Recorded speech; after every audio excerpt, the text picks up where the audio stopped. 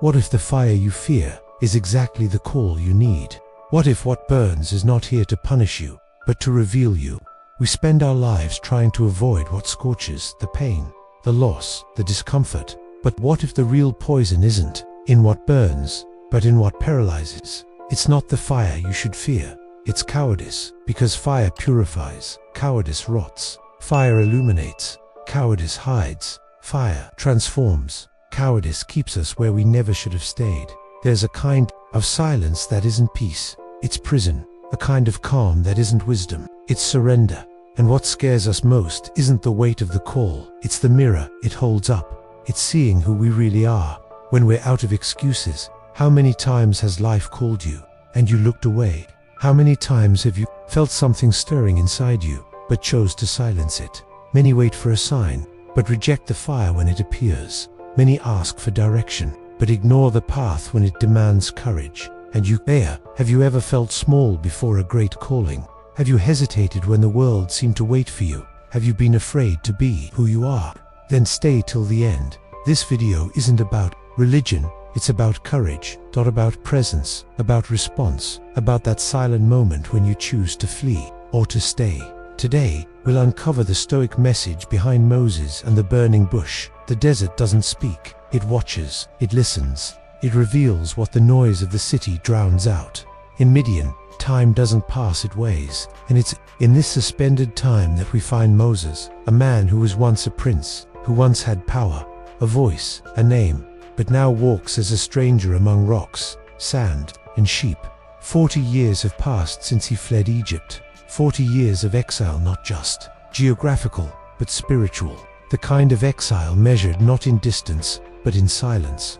The silence of the soul, the silence of identity. Moses is no longer who he was, and perhaps not yet who he needs to be. He is in between versions. He is transition. He lives as a shepherd of a flock that isn't his, married to a woman from another land, a father to children who will grow up in a village that isn't his. He is a foreigner, not just there, in the world, in his own body, in his own story, and this shapes him invisibly. Like the wind shapes the desert stones, slowly, imperceptibly, deeply.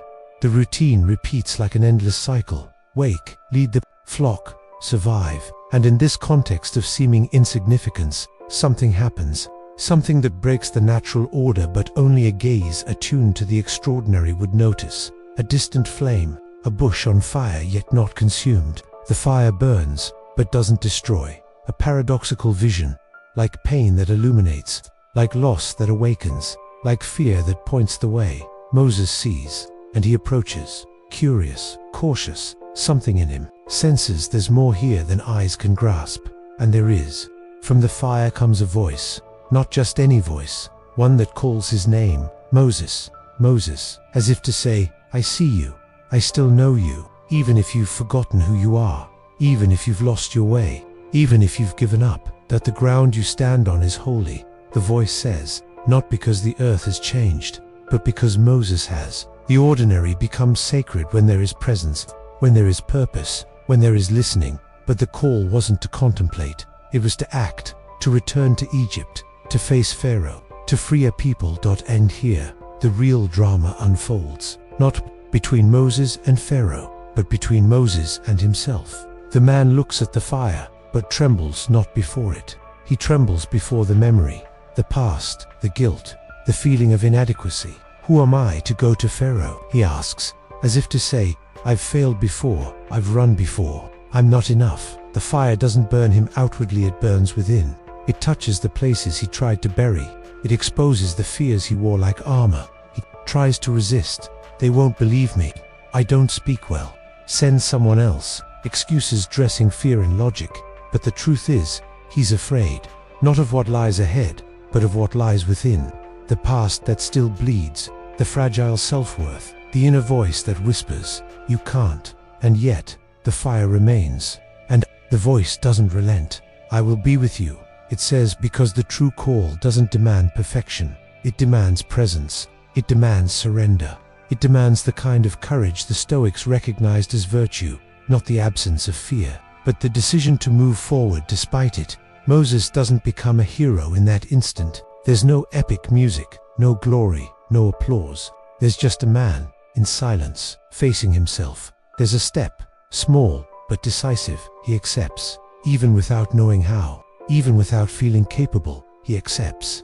And in accepting, something greater than him begins. This is the real victory, not the kind won by force, but the kind moved by faith, not the kind that shouts, but the kind that endures. Moses carries the weight of the mission without fanfare. He returns to Egypt. He faces the past. He becomes the bridge between a people and their freedom. And this is as Stoic as it gets. Because Stoic philosophy doesn't celebrate grand deeds, but integrity in adversity. It doesn't seek applause, but inner peace. It's not about conquering the world, but conquering yourself and continuing anyway. Marcus Aurelius wrote, "The true measure of a man is not how he behaves in moments of comfort, but in moments of challenge." Moses wasn't challenged by Pharaoh, he was challenged by his own doubt, and still he went. Epictetus taught, "No one is free who isn't master of himself." Moses had to free himself, first from his cowardice, his guilt, his escape before he could free his people from slavery. This is the hidden motion of all true transformation. Inner liberation precedes outer liberation. The mission only truly begins when a man decides to no longer be a prisoner of himself. This biblical story, read with Stoic eyes, shows us something profound. The fire that doesn't consume is the symbol of what calls us without destroying us. It's conscience. It's the call to responsibility. It's the duty that frightens us because it reveals who we could be if we have the courage not to turn away. Seneca said, "Courage isn't the absence of fear, but the decision that something is more important than fear." Moses embodies this quiet courage, not the courage of the romantic hero, but the courage of the man who trembles and goes, who hesitates, but answers, who doesn't know how, but accepts the path. The story of Moses is the story of everyone who's ever been called to something greater and resisted, doubted, retreated, but in the end, chose to go. It's the story of those who understand that sometimes fleeing is more dangerous than facing, that some missions, if ignored, wither us from within, that some silent deserts only make sense when we hear the voice from the fire, because fire may burn, but it's cowardice that Moses' hesitation before the burning bush isn't weakness. It's humanity in its rawest form. It's the moment the soul stands before the mirror and sees the chasm between the calling and self-perception. Moses doesn't cower because the fire threatens him, the fire doesn't harm him. He hesitates because something inside still whispers, "I'm not capable." His battle wasn't against Pharaoh, it was against his own mind. This is one of the clearest expressions of what the Stoics understood as life's true struggle, the inner battle. Epictetus, in his timeless teaching, reminds us, it's not things that disturb us, but our judgments about them. The fire didn't burn, but the story Moses told himself about his own inadequacy burned within. He saw the calling as impossible, because he still looked at himself through the eyes of the past, the gaze of someone who fled, who failed, who didn't complete his mission. The burning bush was an invitation to see with new eyes, not just the world, but himself. Stoicism teaches that we are not victims of external events, but prisoners or masters of how we interpret them. Moses, in that moment, was a prisoner of guilt, and as Seneca said, "He who suffers before it is necessary, suffers more than is necessary." Moses had already suffered not just for what he did, but for what he failed to do. And now, he suffered in advance for what he feared failing again. The weight of responsibility seemed greater than his strength. But this is the crux of Stoicism. Virtue isn't found in performing great deeds with full confidence, but in standing firm even with a shattered heart. This is the virtue of endurance, not of pride, but of maturity. The strength of one who acts with awareness of pain, and yet refuses to be paralyzed by it. True Stoicism doesn't demand the absence of fear that would be inhuman. What it proposes is a realignment of inner order. Fear may exist, but it must not decide for us. Doubt may arise, but it must not write our story. As Marcus Aurelius wrote, "If something is within your power, why fear it? If it isn't, why be troubled?" Moses, by accepting his mission despite his fear, embodied this principle. He didn't know how he would do it. He had no guarantees, but he understood, Devon, if silently, that the real failure would be refusing to try. This Stoic stance is profoundly transformative. It demands conscious surrender, not to control, but to responsibility, to duty, to what is right, even when it's hard. Moses didn't seek comfort, he sought meaning, and he found it not in the absence of difficulty, but in the choice to remain faithful to the call despite it. In times like ours, where so many confuse freedom with escape and peace with the absence of conflict, Moses' journey reminds us of something essential. There is silence that lulls us to sleep, and silence that prepares us. The desert that seemed like punishment was, in truth, preparation. The waiting was refinement. The fire that seemed like a threat was an awakening. As the Stoics always taught, virtue isn't born of chance, it's forged in friction, in discomfort, in the tension between what we are and what we're called to be. And have you ever stopped to think how many times you've hesitated before something you knew you needed to do, simply because you doubted yourself? How many times has fear convinced you to stay where you were, while something inside screamed for change? Moses' journey is a portrait of the battle we all face, a battle fought not with weapons, but with inner choices, with the silent decision to flee no more, to face the fire, and perhaps to realize that the fire that seemed dangerous was, in truth, sacred. And you, what burning bush stands before you in your life? Maybe it's not in the desert, not wrapped in visible flames. Maybe it appears in subtler ways, a restlessness that refuses to leave you in peace, an old longing that returns when the world quiets, a gnawing sense that you were born for something more and you've postponed it far too long. How many times have you felt something calling you but pulled back? How many opportunities have you buried under excuses that sounded logical but, deep down, only masked fear? I'm not good enough. They won't listen to me. This isn't for me. Sound familiar? These phrases whispered in silence, dress cowardice, in the cloak of prudence, but deep down, you know you've run, you've hidden, you've let the fire pass, and the question returns with force. What's paralyzing you now? Not what holds you back externally, but what locks you up inside. Who betrayed you, and you still haven't forgiven?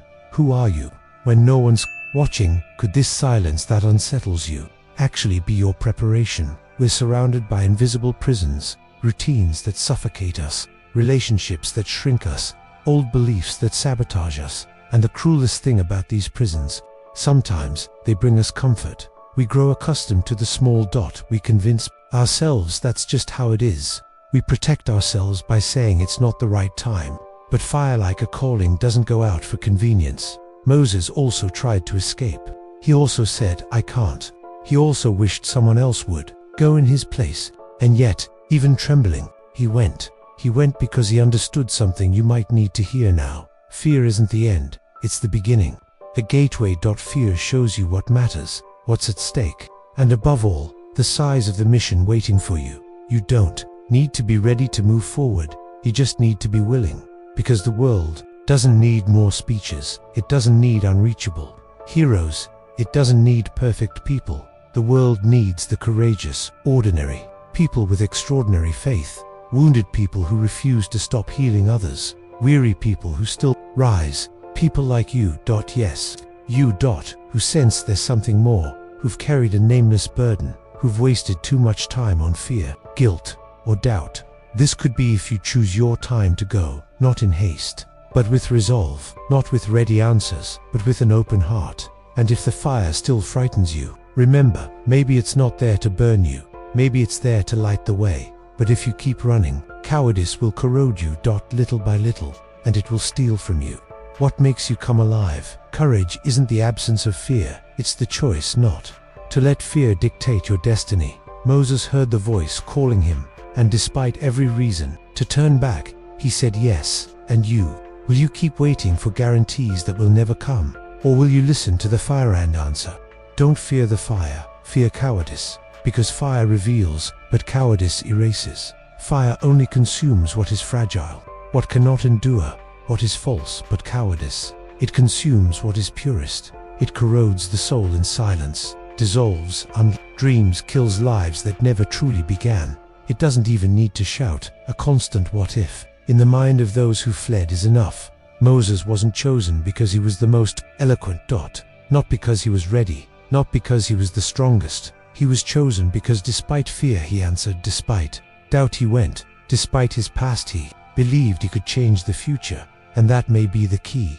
Greatness doesn't demand perfection, it demands presence, courage, vulnerability before your own mission, the willingness to walk Even when your legs tremble, a wise man doesn't choose the easiest path. He chooses the path that shapes him. He honors the call of it when it hurts, even when no one understands. And if today this story has ignited something within you, if it echoed a forgotten memory, a dormant dream, or a voice you've been trying to silence, then maybe this isn't just another video. Maybe it's your sign. The burning bush may be before you right now, perhaps burning yet not consumed. And what will you do? Run away again or finally answer, "Here I am"? If something moved you today, consider following this channel. Here, every story is more than a narrative. It's a silent compass for the soul, a mirror for those ready to truly see themselves, and a powerful reminder: the fire you fear may be the very place where you'll be reborn.